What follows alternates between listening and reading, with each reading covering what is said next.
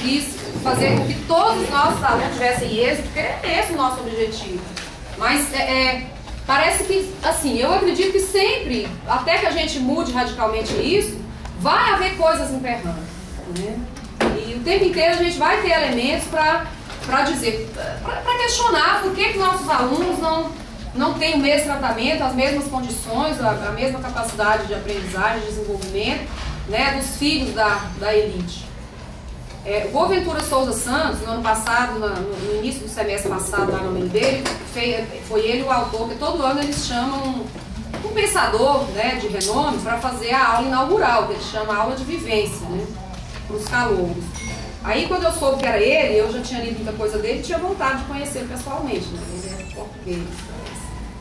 E aí, assim, eu achei encantador a forma como ele avalia a questão da juventude, da sociedade.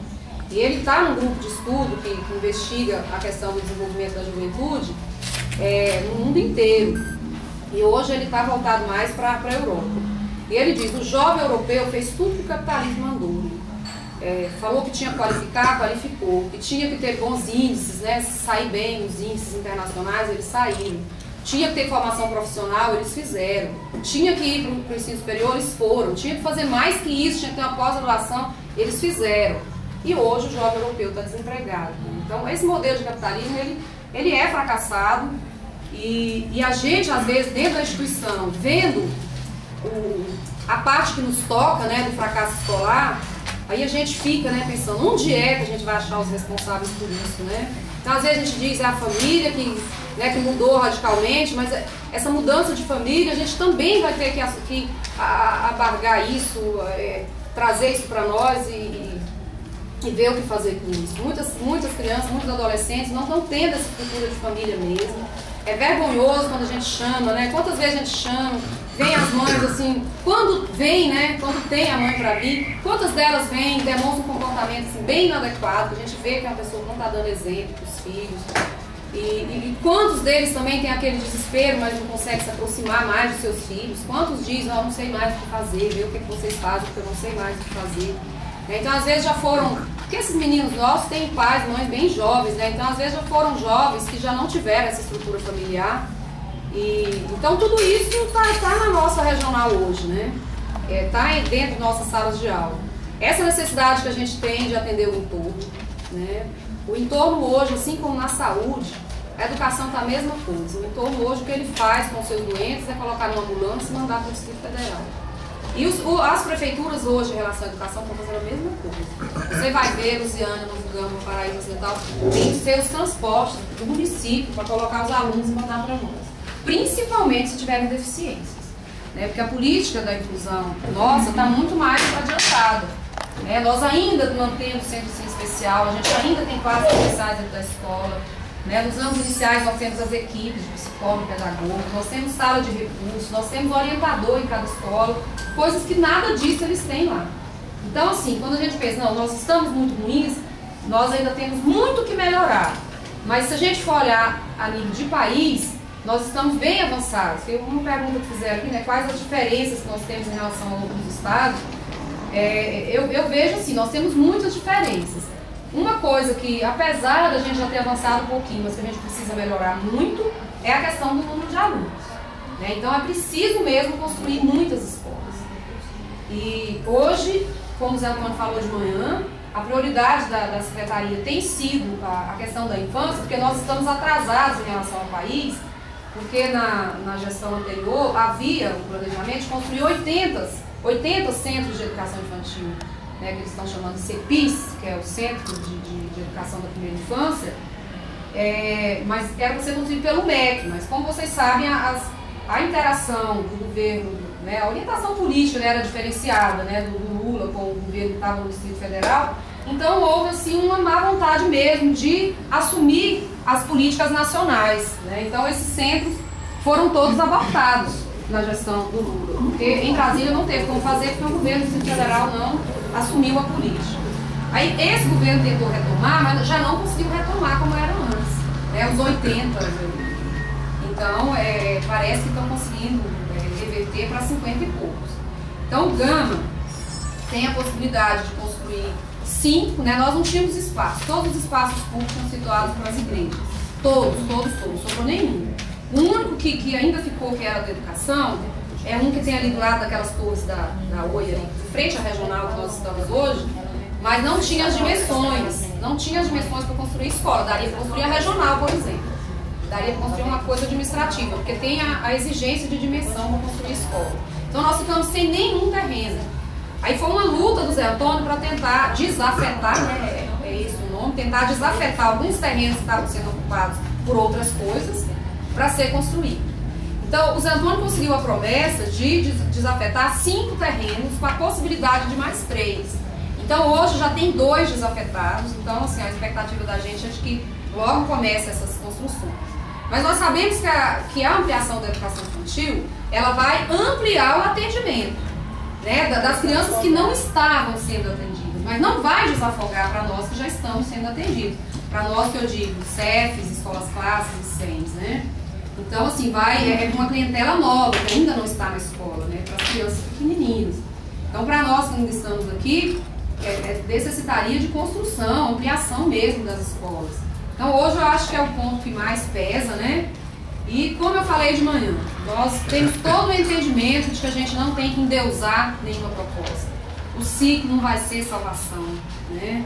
Enquanto a gente não tiver mudança mesmo estrutural, mudança de postura, mudança de cultura mesmo, né? Na questão educacional, eu acho que nós vamos ter nossas dificuldades e nossos sucessos com qualquer proposta, seja ela seriação, seja ela ciclo, seja semestralidade, seja uma escola mais avançada, mais progressista, seja ela mais enquadradinha.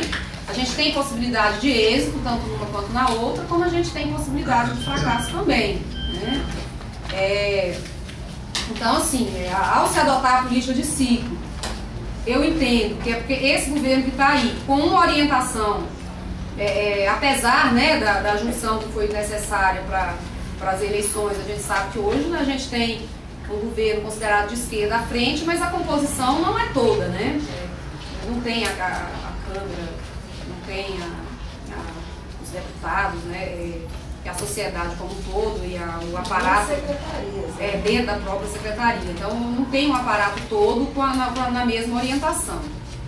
E assim, a nossa ida para lá, quando a Regina e o Erasto, né, assumiram a frente da secretaria, eu, como conhecia de perto os dois, eu acreditei muito. Eu confesso que eu fui para lá bastante assim, confiante de que a gente ia apresentar, né, assim, um diferencial na Secretaria de Educação bem maior. Então, com a mudança da Secretaria, nós tivemos momentos de conflito mesmo, né, principalmente eu diria. E daí veio aquele momento de greve, aquele momento difícil que para mim mexe muito comigo, porque eu nunca deixei de fazer uma greve, né? E tanto é que mesmo estando na gerência eu acabei assumindo, botando carga à disposição e assumindo o movimento. E pedi mesmo para que me exonerasse, não quiseram, pediram para que eu ficasse.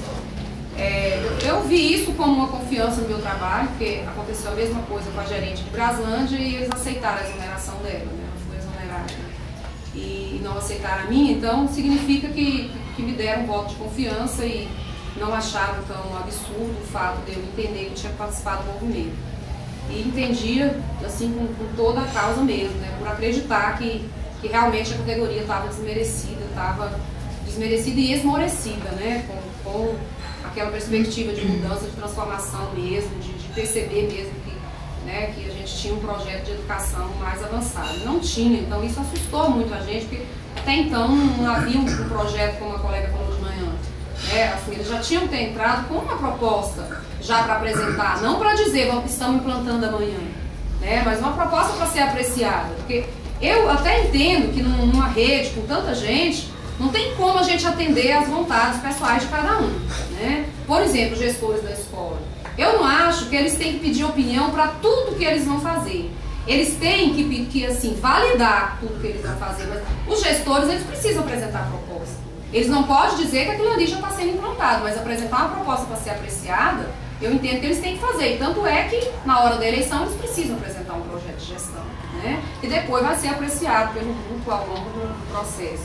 Então, assim, o que a gente está tentando nessa CRE itinerante, esse contato mais próximo com as escolas, é dizer para vocês que a gente não está lá, no momento que a gente saiu da sala de aula e foi para lá, nós não nos tornamos iluminados nem poderosos do dia para o outro, com capacidade de solução de qualquer problema, né? É muito pelo contrário, justamente porque nós éramos de sala de aula e assumimos a gestão pública, né? Nós, assim, a gente é inexperiente mesmo, né? A gente falha por coisas dessas, às vezes, por não conhecer, e, inclusive eu até recrimino.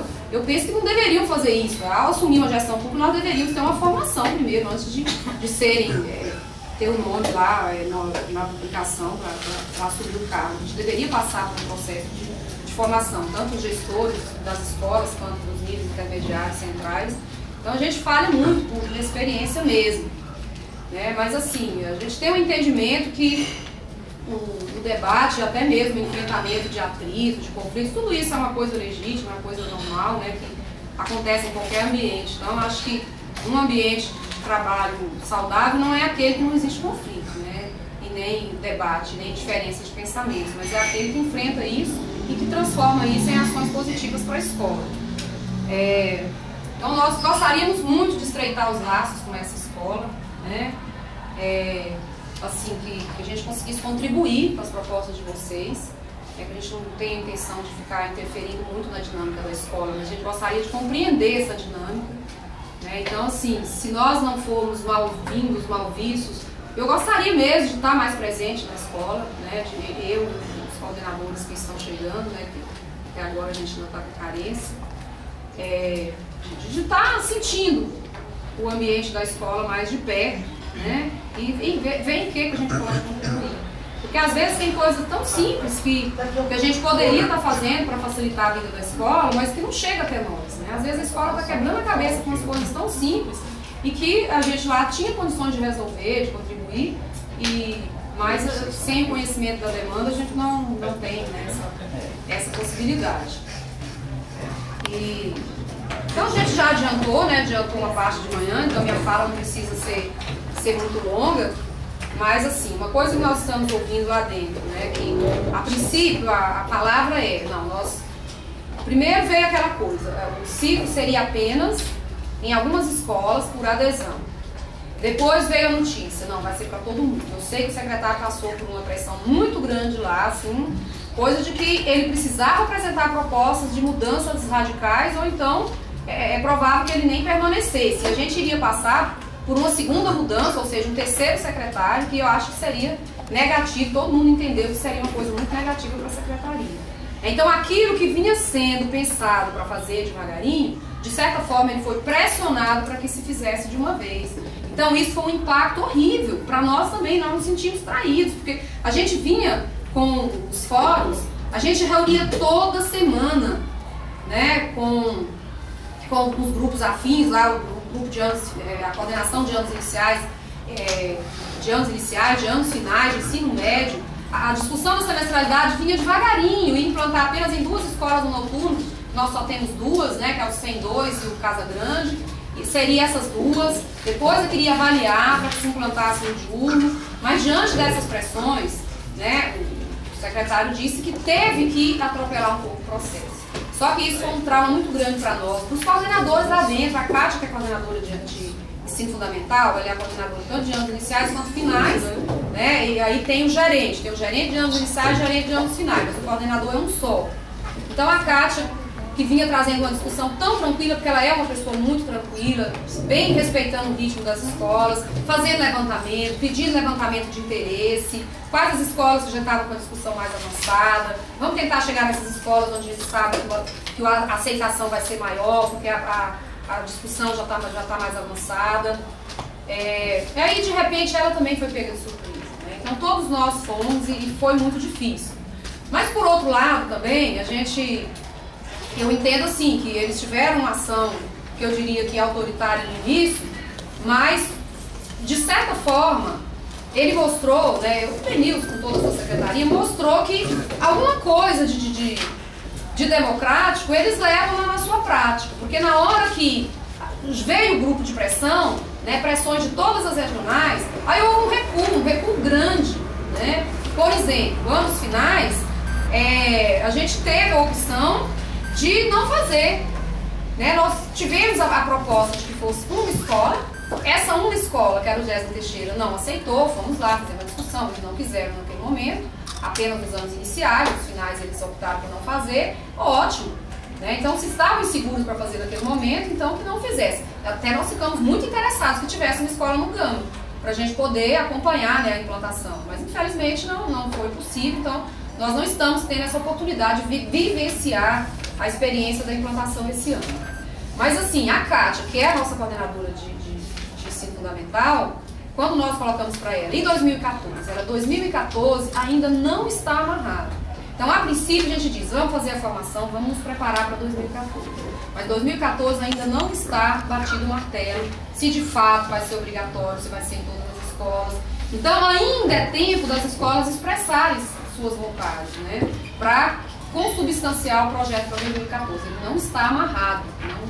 Até a última fala que eu tive da Kátia, que é a nossa coordenadora lá. Então, gente, como a gente falou de manhã, alguns colegas, né, comentaram, eu não vejo que nenhuma proposta vai ser a salvadora do universo, não. Nós não vamos mudar essa cultura que nós estamos tendo, né, das respostas muito rápidas, ou de resposta nenhuma, do desinteresse por respostas. Né, porque é assim que nós estamos vendo os adolescentes de hoje. Ou eles querem tudo muito rápido, se eles tentar entrar numa página, demorar 30 segundos, eles começam a xingar. Né? Mas ao mesmo tempo é aquela preguiça, aquela morosidade para desenvolver uma atividade, uma tarefa, alguma coisa que exige um esforço físico, que exige pensar, né? Então nós estamos tendo essa mudança mesmo aí da nossa geração para a geração deles. Né? Assim, aquela disciplina, aquela valorização, né, que a gente tinha para o estudo, aquele respeito que a gente tinha, os sonhos de nossos pais de nos verem estudados, né? Lá em casa mesmo nós somos filhos de pais. Meu pai estudou um mês, e em um mês ele foi alfabetizado e aprendeu as 4 operações. Minha mãe estudou 8 meses, foi até o livro da 3ª série, porque quando vencia um livro eles iam mudando de livro, porque a escola aparecia de vez em quando na região, não ia deixar o aluno o ano inteiro no mesmo livro, no mesmo ano. Então ela chegou à 3ª série em 8 meses. Foi toda a formação dela, mas aquele anseio de sair da roça, de oportunizar, minha filha já tem 12 anos e aqui não tem escola, obrigou o marido a sair da roça para ir aquela visão de que não, tem que formar, o estudo é importante, nossos filhos vão ter é lógico que eles não pensavam com esses termos, mas a questão da ascensão social, né? Eles não pensavam com essas palavras, eles, nossos filhos têm que ser melhor que nós, eles têm que ter uma vida mais tranquila, né? E assim, nós ainda sofremos muito a dificuldade, a pobreza, as limitações, mas continuamos valorizando o estudo, né? E tivemos o acesso, e fomos melhores que nossos pais. Então nossos filhos tinham a obrigação de ser melhores que nós. Só que a tendência não é essa, eles são mais frágeis na resolução de problemas, até na questão física mesmo, de se for trabalho que exige esforço físico, ai meu Deus, ninguém quer, né? Então nós estamos numa lógica bastante diferente, né? Que nós, professores, precisamos nos adaptar a ela, ou então, na medida do possível, revertê-la, né? Dentro daquilo que nos cabe. Então, assim, nós da regional não estamos em posições de grande poder, nem iluminados para resolver grandes coisas. Né? Eu me coloco como professora, eu estou nessa gerência lá hoje, mas eu não sou chefe de uma coisa, eu estou apenas com uma passagem lá. Né? Então, eu, inclusive, fiquei com muita vontade, muito tentada a ir para a sala de aula, porque eu queria experimentar a semestralidade. Porque eu tenho a impressão de que vai ter um resultado muito positivo. Eu acho que a gente tem que ter esperança no nosso trabalho, a gente tem que acreditar que o nosso trabalho pode dar certo, né? Se a gente já entrar no barco com muito receio, né? Assim, porque assim, nós já temos confiança no nosso trabalho de educador, de professor.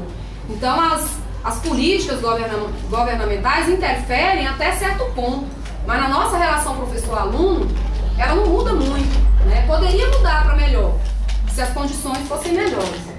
Né? Então, assim, hoje nós já temos alguns diferenciais em relação a outros estados. Esse espaço da coordenação pedagógica mesmo é uma conquista. Né? No momento que a gente aproveita bem ele para discutir com os nossos pares, né? Planejar melhor a nossa aula, pensar no material. Hoje, assim, a questão do material do expediente tem algumas limitações, algumas dificuldades, mas tem também, né, alguma possibilidade. O PEDAF foi triplicado, né? Então Então são pequenas coisas que às vezes a gente não vê de imediato, mas que vale a pena lembrar, né? Então a escola que tinha 70 mil de PEDAF foi para 200 mil de PEDAF. Então se proporciona a melhoria do aspecto físico, do material, do expediente, de algum suporte material para melhorar a nossa sala de aula. Então, gente, eu fico muito feliz da escola estar aberta hoje para nos ouvir, né? Da gente ter rompido um pouquinho com alguns desentendimentos. Até peço desculpas, né, às pessoas que porventura eu possa ter magoado, ofendido num primeiro momento de relação com a escola, né, que não foi muito, assim, não foi num momento muito positivo, né? E eu quero muito que a gente consiga romper isso, né? A gente não quer que essa escola se diferencie no sentido de resistência ao diálogo, né, com a regional e tal. E estamos abertos, né, a conversar, a dialogar, qualquer professor que quiser, né, assim, um apoio, alguma sugestão, de repente vocês estão pensando em, quer ajuda para ajudar a encontrar um profissional, para vir debater com os alunos, ou com vocês mesmos, para fazer uma formação, né, quer uma palestra com um psicólogo para dialogar com vocês no dia de coordenação, que às vezes é um bate-papo animado, que anima um pouco o espírito da gente, a motivação, né, ou então alguma temática, né, quer debater a avaliação, o currículo. Então, assim, nós estamos dispostos a não deixar a escola sozinha. A gente quer que ela tenha autonomia de andar com as próprias pernas, né? A gente quer ser aquele suporte no momento que ela entender que a gente deve, né? Não nós invadirmos o espaço da escola, mas nós queremos muito valorizar e proporcionar uma potencialização desse trabalho de vocês. E não sei se vocês querem avançar nesse debate ou se a gente passa para outros setores. De repente vocês têm dúvidas aí na questão profissional, o colega da GRGP está ali para dialogar com vocês, a Leila hoje também adoentada, não pôde comparecer. Só só uma pergunta, né? Mais uma pergunta mesmo. Com relação à implantação desse trabalho, dessas possibilidades, né? O governo, o ano que vem, encerra-se essa gestão desse governo. Não seria mais uma tentativa, mais um projeto que vem apenas para mostrar que foi um fruto, não importando mais a sua duração, é só a gente voltar para a escola candanga, né? O tempo durou, a gente não teve o seu progresso, quer dizer, nós tínhamos também todas essas intenções de fazer um trabalho diferenciado, de fazer uma promoção mais fácil para os alunos. A gente reconhece que alguma coisa tem que ser feita, mas essas informações que a gente recebe, assim como a Tereza e a professora Arlete falou hoje, eu tenho acompanhado também de outras histórias, né? No próprio site, no Face, as pessoas reclamando, no site, uma página só falando sobre os círculos do Rio Grande do Sul, muitas reclamações e pouquíssimos elogios. Como é que vocês veem isso? Quais são essas possibilidades? Mesmo porque você acaba de falar que não tem nem intenção ainda que isso realmente seja implantado no ano que vem. A intenção tem, o que eu estou dizendo é que não está batido o martelo, né? Não está batido o martelo, porque ainda está, inclusive, questionamentos judiciais, né? Então tem que aguardar o resultado de tudo isso. Não está batido o martelo, mas a intencionalidade tem, está sendo trabalhado para isso, está sendo feito um investimento grande nisso. Toda essa formação dos professores, né, que está sendo realizada, será concretizada esse ano, é nessa perspectiva. Então, a intenção da Secretaria hoje, a gente sabe de intenções, né, que acreditar popular lá, o inferno está cheio, mas a intencionalidade da Secretaria hoje é de que a ideia pegue. E se a ideia pegar, mesmo havendo uma troca de governo, o próprio corpo da educação, né, quem faz a educação no dia a dia, pode defender a proposta, se ela for boa. Então, realmente a gente precisava implantar pelo menos um ano para a gente sentir ao final do ano como é que foi o aprendizado dos meninos, como é que foi a reação deles sabendo que não iam reprovar. Agora, Né? Nalda, deixa eu fazer uma pergunta que não é excludente com a colocação do doutor, porque eu vejo o seguinte, nessa discussão sobre implantação de ciclos de semestralidade, acompanhando pela mídia, eu me lembro que, em certa ocasião, pressionado, né, pelo resultado lá da votação do Conselho de Educação, o secretário foi para a mídia e declarou o seguinte: mas ciclo já existe nas séries iniciais, através do BIA, né? Aí eu pergunto para você, né, que está no governo hoje, qual é o diagnóstico, o levantamento que o governo fez, né, na aplicação desse projeto nas séries iniciais? Que resultado que o governo pode colher concreto, positivo, de qualidade, né, social, de qualidade mesmo de aprendizado, observando por esse lado? Porque assim, nós que pegamos os alunos nas séries finais, né, do ensino fundamental, o que a gente percebe? Os alunos estão chegando à quinta série, e depois vai mudar a nomenclatura para sexto ano, que as escolas particulares já trabalham nessa perspectiva, sendo alfabetizados, os alunos não têm noção porque é um parágrafo, de parágrafo, não sabe escrever produção de texto nenhuma, coordenação de nome deles, leitura e interpretação, o próprio nome e colocando letra maiúscula no meio de uma palavra. As quatro operações, assim, a gente. Aí o que acontece? Sim, até chegar lá, eu que fiquei sempre no último ano, oitava série, esse ano eu estou com mudança de minha escola, eu estou trabalhando com as sétimas séries. O que eu percebo? Que a bagagem primordial que o aluno tinha que ter, que era o domínio básico da leitura e da escrita, o mínimo que se exige, é que o aluno tenha a capacidade de ler e entender o que está lendo. Ele não tem. Então, quer dizer, o problema dele lá na oitava, na sétima, não é na compreensão do processo histórico. Quando eu explico para eles dentro da sala de aula o que foi a Revolução Francesa, oralmente, eles entendem tudo, eles conseguem chegar a uma conclusão a partir de uma linha de raciocínio, eles conseguem emitir uma opinião, eles conseguem fazer um paralelo do passado com o presente. Agora, no momento em que eu pego e transformo aquela discussão numa atividade elaborada, escrita, onde o aluno tem que fazer uma leitura, onde ele tem que estabelecer relações, onde ele tem que emitir uma opinião, acabou. Aí para ele, nós professores, isso aqui é difícil, palavras simples, o aluno não sabe, conceitos básicos, o aluno chega à sétima, oitava série não dominam. Aí, e mais, gente, eu ouvi essa semana de uma professora da UNB, essa mesma fala sua, acho que os alunos estão chegando lá na universidade, olha que é uma universidade que tem um vestibular bem seletivo, estão chegando com essa dificuldade. Mas aí o que é de leitura, de compreensão. Eu estava inclusive colocando para os pais uma reunião que teve, que a gente aproveitou para falar a respeito dessas paralisações desse ano. Hoje, com as políticas, principalmente federais, o acesso ao ensino superior está muito mais facilitado que anos passados. Você tem o ProUni, você tem a questão das cotas nas escolas públicas para negros, para índios. Então, a acessibilidade ela não é um obstáculo hoje. Agora, a grande questão é como o aluno se manter lá. Porque ele não está chegando, principalmente o aluno que vem da rede pública. Ele não está chegando na universidade com o pré-requisito básico que ele precisa, que é o mínimo de domínio da leitura e da escrita. Agora você falou a verdade. Meu filho entrou numa turma de 30 alunos, vai formar esse ano com 6 alunos.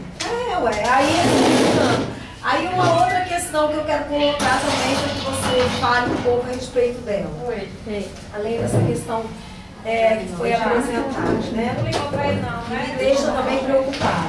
A gente hoje, nas séries finais, já desde as séries iniciais, agora eu vou falar pela vivência que eu tenho, a gente trabalha dentro da perspectiva da educação inclusiva. A nossa escola, no ano passado, é que conseguiu o espaço da sala de recursos. Até o ano passado nós não tínhamos. E a gente tem a questão de que a sala de recursos trabalha com gente, e gente adoece, né? Gente enfrenta problemas.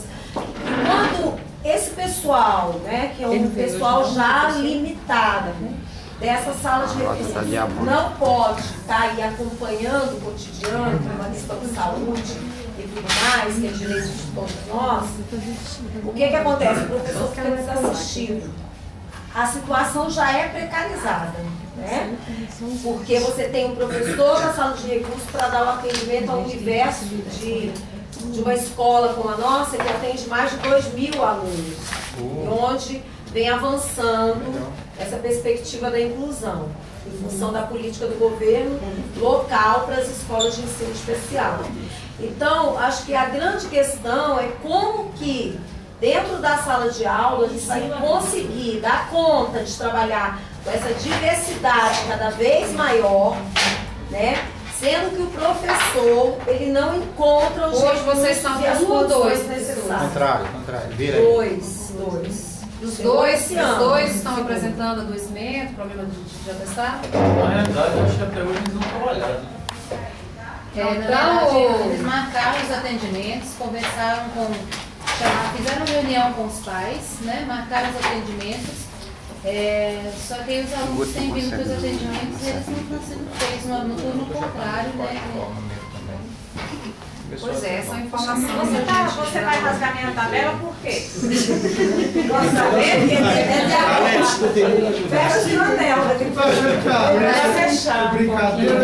Maura, como foi passado para os colegas, né?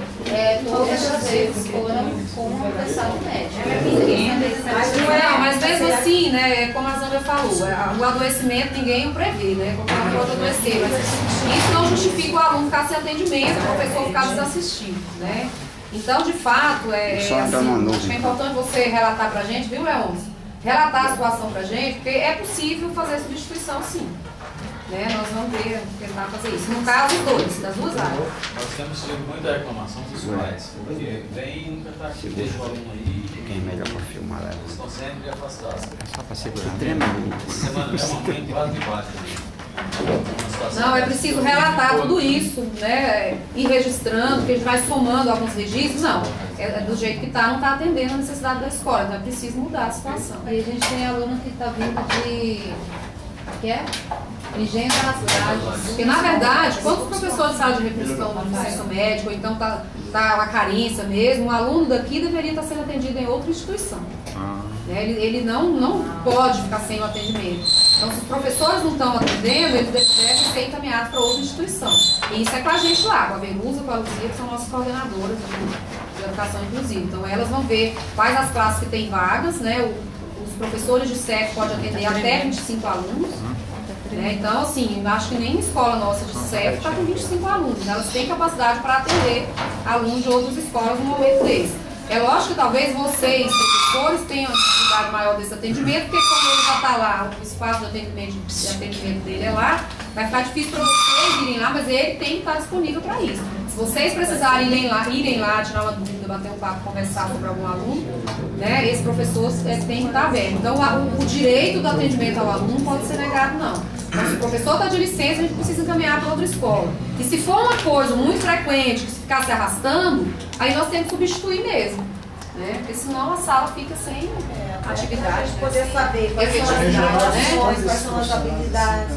Aí, assim, para concluir já, e abrir o espaço para quem quiser também falar, eu observando, né, ouvindo a tua fala, você coloca aí a questão, né, da gente estar trabalhando dentro da perspectiva mesmo que são os valores da sociedade que a gente vive, que são os valores da exclusão. Então, falando mais claramente, a questão da reprovação. Mas o que a gente percebe, né? Apesar da gente estar querendo, na escola pública, construir um modelo, né, de processo de ensino, de aprendizado, que leve numa perspectiva de construção, né, de um novo valor cultural, a gente está inserido dentro de uma sociedade capitalista, né? E que essas coisas, elas não são transformadas somente a partir da vontade daquele grupo que está ali, né? São 500 mil alunos na escola pública e são mais 300 mil de escolas particulares.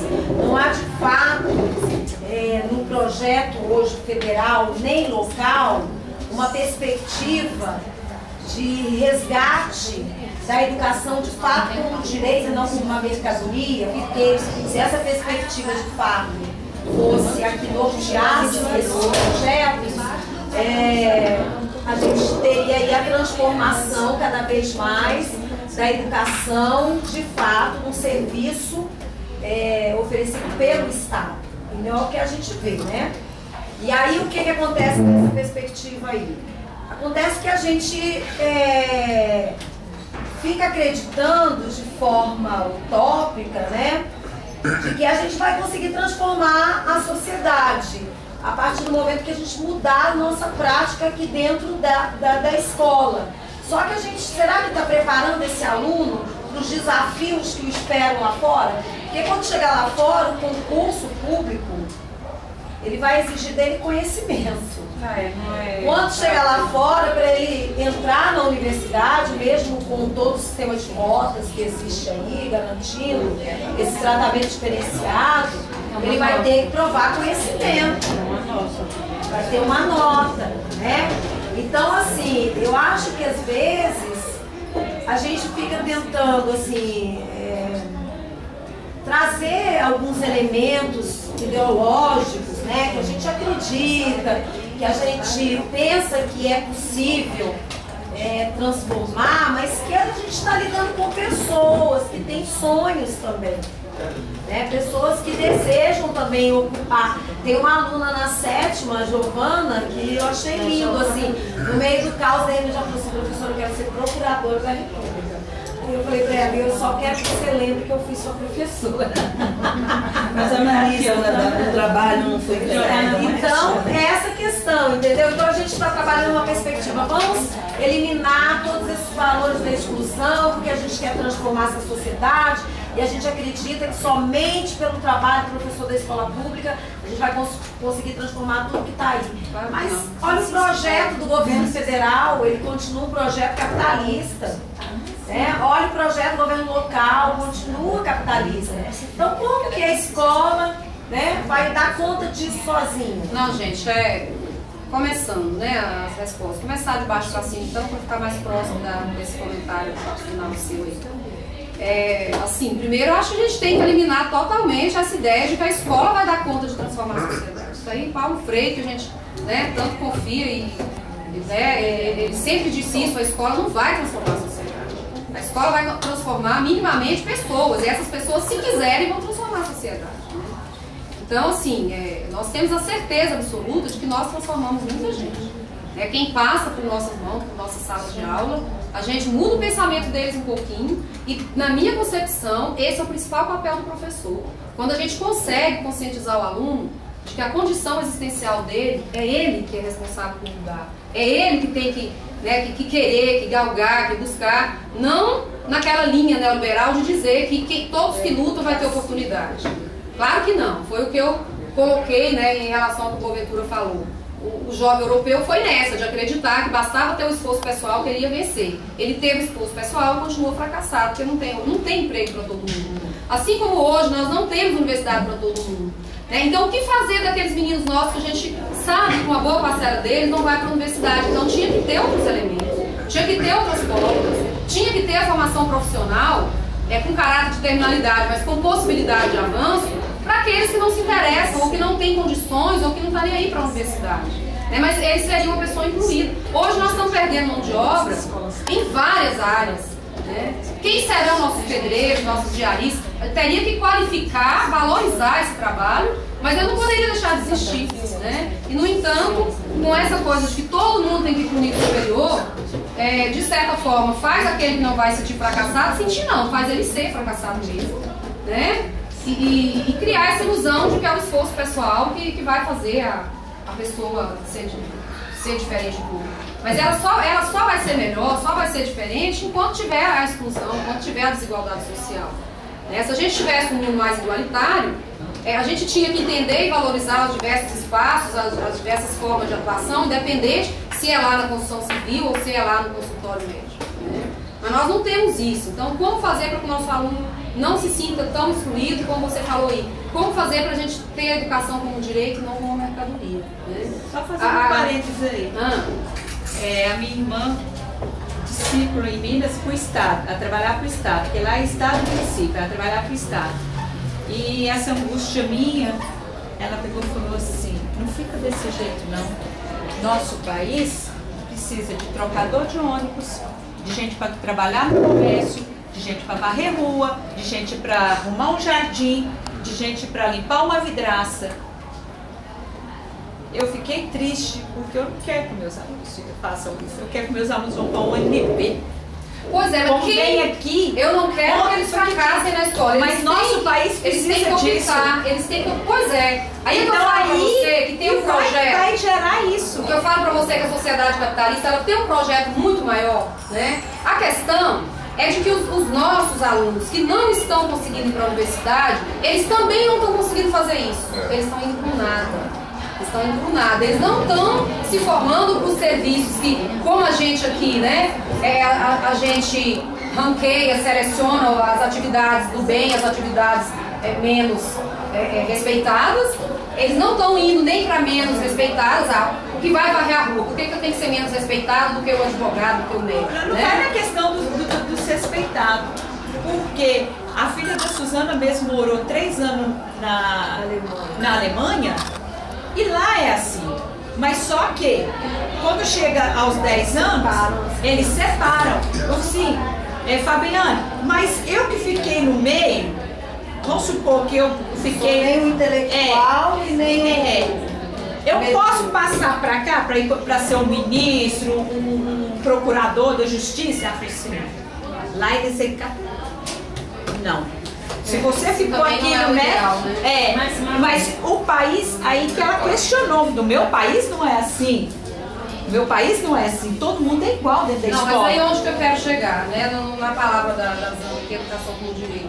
A proposta do ciclo, ela não dá certo quando a gente não consegue implementá-la, porque a filosofia do ciclo é justamente a educação como direito. A ideia da não reprovação não é porque eu vou empurrar todo mundo, é porque todo mundo vai aprender. Então a ideia é essa, as condições favoráveis deveriam ser para isso, né? Para que eles continuassem no prosseguimento, não porque empurrou de qualquer jeito, mas porque foi garantida a aprendizagem. Então quando a gente não consegue garantir a aprendizagem dentro do ciclo, nós não estamos cumprindo a filosofia do ciclo. Mas na estrutura que as nossas escolas públicas estão hoje no Distrito Federal, né?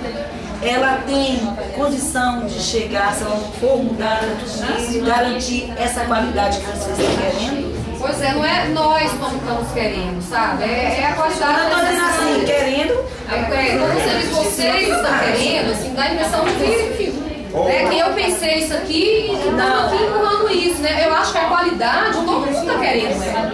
Está todo mundo querendo, desde o porteiro ali, o professor, quem está na gestão, todo mundo quer essa qualidade. Mas pensando... Laura, deixa eu só querer fazer uma pergunta aqui.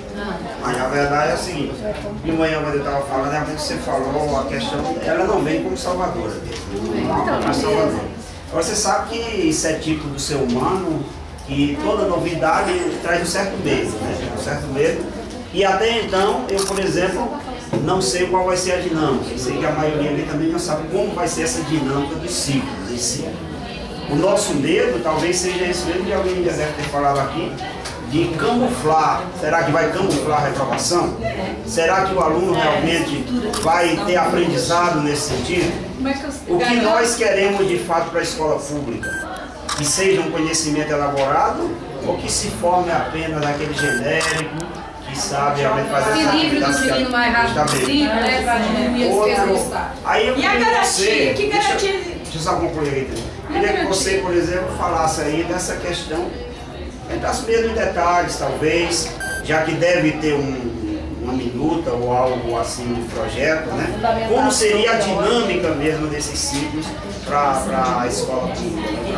Bom, deixa eu percorrer aqui no início da fala das 9 aqui, porque ela falou pra gente de qual foi o diagnóstico. Ela perguntou qual foi o diagnóstico.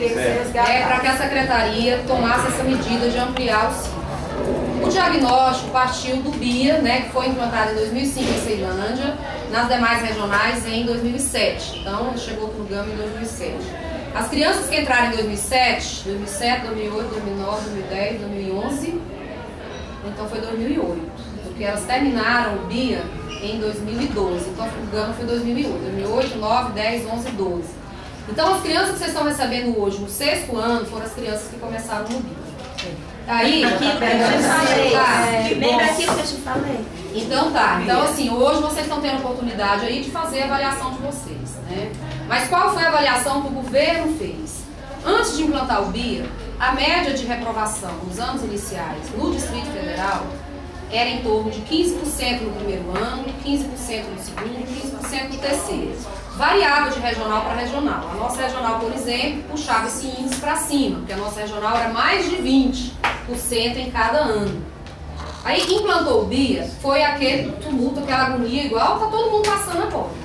O que eu vou fazer? Meu menino não está alfabetizado, eu vou ter que passar para a segunda série, né? Foi um pânico geral, pânico mesmo, acho que talvez mais do que o que vocês estão passando agora, porque a responsabilidade do professor de ensinar o menino nas primeiras letras ali, a alfabetização, realmente é uma responsabilidade imensa. E foi aquele desencanto, aquele desespero absoluto. O que aconteceu com o passar desses anos? A gente imaginando que lá no primeiro ano era 15%, eu não posso mais reprovar. Segundo ano é 15%, eu não posso mais reprovar. Terceiro ano era 15% e eu posso reprovar. Então, se a gente imaginar que a gente teria cumulativamente guardado essas reprovações do terceiro ano, a gente teria próximo de 50% de reprovação no terceiro ano. Aí a colega da manhã, a Rafaela, parece que ela trabalhou com alfabetização também, aí ela me fez essa pergunta também, essa pergunta que a Zanda está falando. Aí quando eu perguntei isso para ela, o que explica que quando esses meninos chegaram no terceiro ano, que o professor poderia reprovar 45% para manter as reprovações dos anos anteriores, ele passou a reprovar 7%. Metade, menos da metade do que se reprovava no terceiro ano apenas. Né? Deixa eu só abrir um parênteses aí. Eu queria terminar o raciocínio. Né? Aí ela me respondeu, ela falou assim, não, é porque o professor ele fica constrangido, é um peso muito grande para ele assumir toda a reprovação do terceiro ano. Ele não iria reprovar, porque às vezes ele tem vontade de reprovar 80, 90, mas ele não vai carregar esse peso sozinho. Se ninguém reprovou até agora, por que ele vai reprovar tudo? Só que o 15% já era normal antes. Se já era normal antes, um 20% estaria de bom tamanho. Ninguém ia questionar por reprovar 20. Por que ele reprovou 7? Porque a média do Distrito Federal hoje, reprovação no terceiro ano, é 7%. Vírgula alguma coisinha. Então, assim, e outra coisa, os meninos do Distrito Federal estão se saindo razoavelmente bem nas avaliações. A provinha Brasil do segundo ano e da quarto ano, do quinto ano, da quarta série. Então, assim, eles passaram a reprovar menos e passaram a dar respostas melhores nas provas, né, nas provas gerais aí. Então, assim, tem todas as provas de que essas crianças não estão aprendendo menos do que antes. Né? Então, assim, esse diagnóstico eles tiveram atentos a esse estudo. Né? Eu vou deixar ela falar, mas eu acho muito pouco. Não, ela acabou até na fala dela respondendo, né? Que eu também, assim, ela fala, em 2008, né, eu trabalhei em 2008 e 2009, né? Na alfabetização, inclusive com BIA, né? Então, o que eu percebi hoje, assim, que realmente aconteceu isso. O professor no terceiro ano, ele era um peso muito grande para ele reprovar, né? Ninguém quer isso. Aí eu vejo uma outra problemática, que foi aquilo que alguém comentou de manhã no repórter aqui. Eu lembro que nós tínhamos formações, né? Foi um ano de muita formação. Vocês que estavam aqui em 2008 sabem, no caso a gente tinha formação pela UNB. Nós fizemos um curso de formação durante 1 ano e meio, era toda terça-feira. Era um curso que começava cedo, terminava tarde, era de muito estudo e pesquisa. Eu lembro que eu entreguei projetos e trabalhos, né? Então, tem toda essa parte que com certeza vai acontecer, que vai exigir do professor essa formação. A minha preocupação é o professor que está aqui, que está preocupado. E o professor que chega hoje de contrato? E o professor que vai chegar amanhã, depois que o curso de formação começou? Você está entendendo? Então, é uma problemática, é uma questão. Quando nos tira aquilo que é o nosso objeto de ainda... Quando você fala assim, o aluno ele é rápido lá quando ele está na internet, mas ele não tem toda a disposição para fazer a atividade. Quando nos tiram aquilo que a gente ainda consegue manter, fazer com que o aluno faça algo, porque uma coisa é na educação infantil. Eu tive essa experiência lá. O aluno ele vai para a escola, ele tem prazer. Não é como o adolescente, o jovem. Você propõe uma atividade, é difícil um aluno que não vá fazer a atividade que você propôs. E ele ainda não tem na cabecinha dele formado o que é avaliação, o que é nota. Ele não tem essa formação, ele não tem isso. Não. Agora o aluno de 5ª e 8ª série, ele tem isso, ele sabe disso. Quando nos tiram isso, eu te faço a pergunta, como que vai ser isso? Assim, igual, eu não entendo, não estou entendendo muito como vai acontecer de 5ª e 8ª série. Mas a nossa preocupação é essa. Hoje, se eu for te mostrar os alunos, eles querem atingir 50%. Muito mal. Então ele faz qualquer coisa porque ele quer ganhar ali 1 décimo, 2 décimos e assim por diante. Porque ele sabe que na prova, primeiro que ele não vai estudar, e segundo que ele sabe que ele não vai chegar aos 25% da prova. Você está entendendo?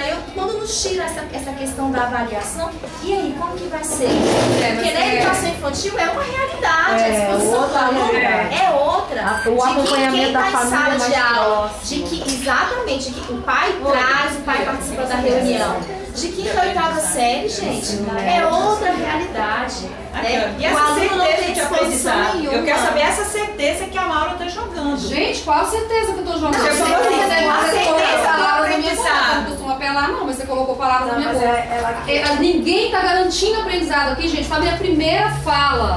Ninguém garante que o ciclo é a salvação. Ninguém garante que ele vai dar certo. Isso, mas você falou assim, vivenciar. Algum de vocês aqui tem a certeza que vão conseguir educar bem os seus filhos?